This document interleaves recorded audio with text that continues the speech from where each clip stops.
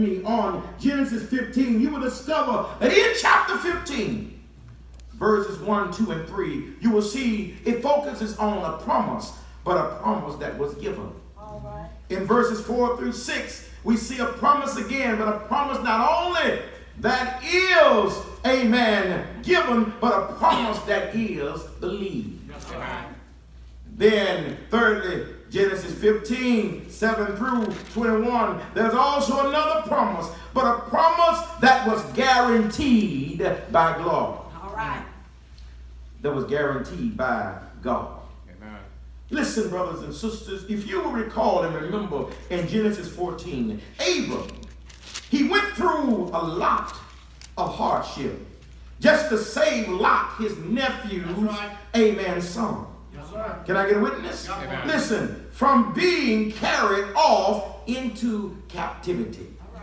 Listen, brothers and sisters, when we think about, amen, Lot, God had already given the commission to Abram to leave his backyard where his father, amen, his father's domain, where it was full of paganism and practices. He told him to leave his father's domain and head to a place that I will appoint thee and reveal and show thee. Bible says that he took his nephew Lot along with him. Yes, sir. And when you take a lot along with you, sometimes you end up with a lot. All right. Can I get a witness in here? Got one. Sometimes you end up really more than you bargained for. Yes, sir. Brothers and sisters, we understand the hardship, because what God was trying to do in Abram's life is what he's trying to do in all of our lives. When God has a blessing for you, he has a blessing with your name on it, and no one else can interfere. You see, brothers and sisters, listen, when God has a blessing in store for you, can't nobody else receive it. Amen. But you. Amen. Listen, he helped his nephew from being carried away off into captivity. And since Abram defeated the 4 eastern kings, we discover all of the plunder taken from the battle legally belonged to Abram. It legitimately belonged to Abram because, after all, he defeated all 4 of the eastern kings. Amen. But the king of Sodom came along, and through some sly maneuvering, something happened because they took it away from Abram. Something slick that took place that caused Abram to be stripped, of those riches. Abram could have held on to his rights according to, the honorable code, but Abram was willing to let it go. Because I've discovered some things, are not worth fighting for. Amen. Sometimes you got to let God fight for you. Amen. There are times even when you can't fight in every fight. Sometimes you got to let God choose your fighting for you. Amen. You see, Abram had something more valuable than the law on his side. Can I tell you that he had the promises of God on his side? And when you got the promise of God on your side, how many of you know you can walk through whatever and still come out victorious? Because when God is on your side, nothing or no one can hinder the blessings that God has planned and in store for his children.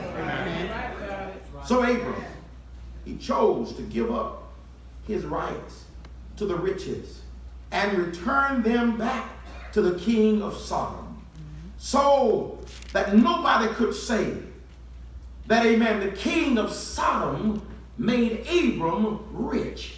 Amen. But see, if you want to be rich, you got to trust God.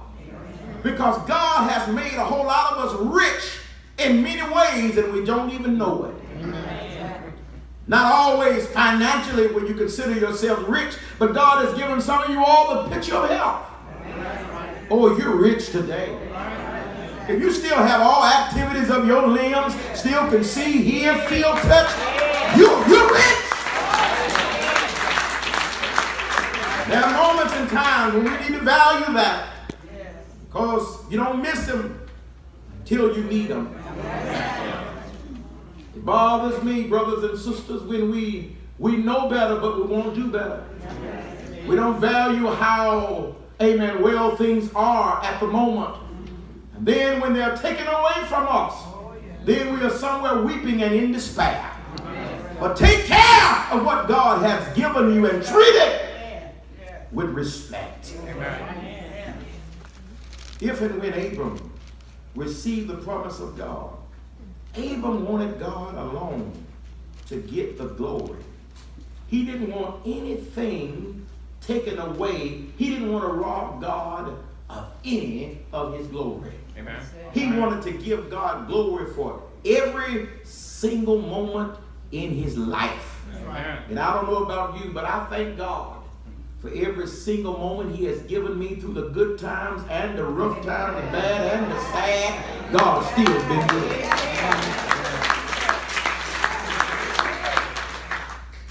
And when we look at Genesis 14, that's how Genesis 14 ended. Abram returned it back to the king of Sodom. Amen. Can I get a witness? But God now comes to Abram in Genesis 15 and verse 1. And because of that, God blesses him and shows him divine favor. Can I get a witness? Amen. Genesis 15 and 1 says, are you looking? Abram, I saw what you did. And I want you to know, because I saw what you did, I'm pleased.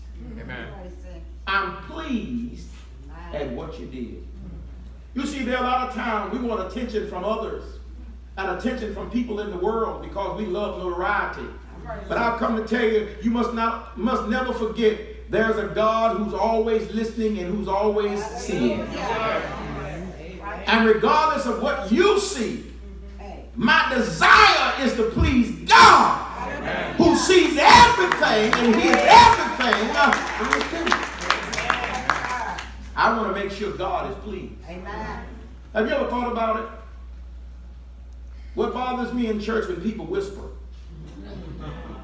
And you really can't whisper because people still hear you. But we're whispering as if God don't hear us. You can't even whisper anything that God can't hear. God knows everything. Somebody help me here.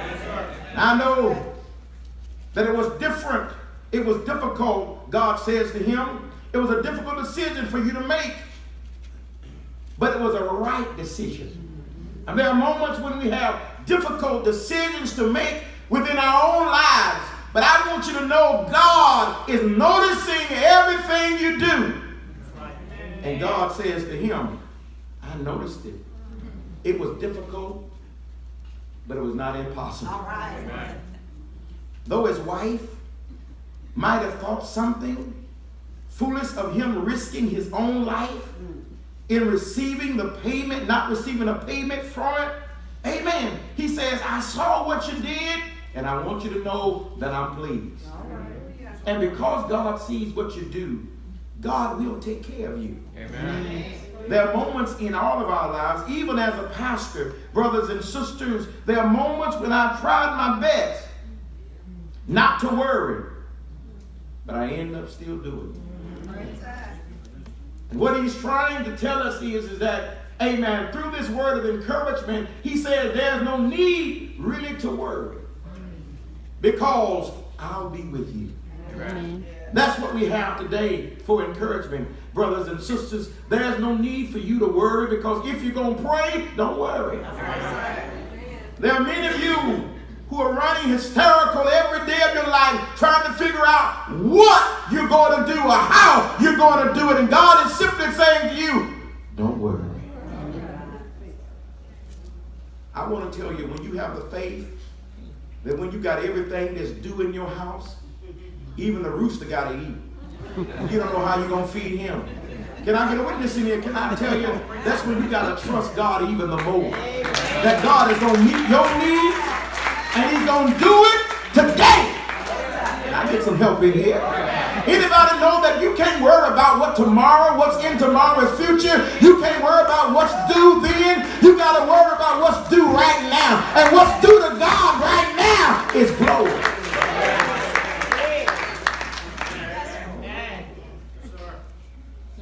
We got to praise God now. And we got to trust him, amen, for the results. And I don't know about you. There are some things that you came here worried with this morning. You don't know what you're going to do about it. But can I tell you, just leave it alone. Put it in God's hands. Trust God today. And I want to tell you, watch God work. Watch God work in your life. Watch God. You see, we really don't trust God like we should. It's easier said than done. We really don't practice it. We hear everybody say that we love to encourage everybody else until it's our time. When it's our time, we find it difficult to really practice what you've been preaching. But can I tell you, brothers and sisters, if he's done it before, he's able to do it again.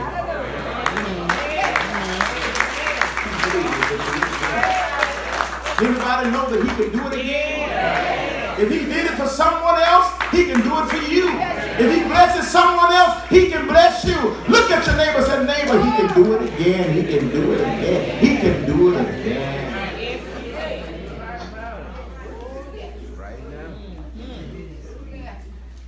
Listen, when we look at the text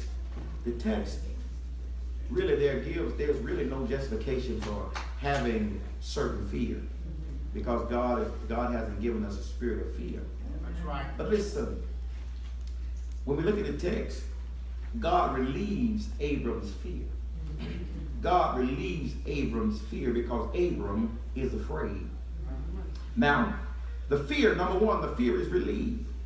But watch the cause for his fear. He has a cause. There's a reason why he's afraid. There's a reason why he's scared. There's a reason why he's scared. Reason why he's afraid. Can I get a witness? Listen, Abram defeated the armies of 4 kings from the east. I said he defeated the armies of 4 kings. Can I get a witness? Now, Abram feared their retaliation. And you do know, once you defeat someone and don't totally destroy them, you can be in fear that they will come back. Can I get a witness? That's why you got to be careful how you handle yourself. Listen, he feared their retaliation, that they would come back. But watch God. Even though his fear was relieved, when we listen, I'm working on now, amen. Listen, he gave them comfort. He comforted them from their fear. I said he comforted them from their fear. Listen, God knew the fear in Abram's heart. He knew the fear in his life, but God spoke to Abram in a vision. Sometimes, listen, it's okay to listen to your preacher. It's okay to listen to your deacon. It's okay to listen to your usher. It's okay to listen to everybody and your best friend, your mama and your dad. All right. And your cousin. All right. It's okay to listen to them, but there comes a time in your life when you want to hear from God.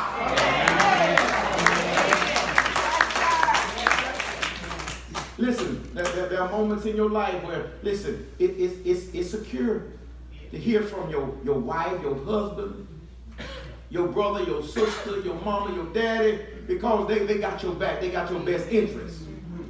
But listen, there are times in my life where my heart is filled with fear from the outside of retaliation, that I need to hear it from God. I need to hear God say, everything is going to be all right. Yes, sir. Yes. I need to hear God says, be still, my son, and know that I am God. I need to hear God says,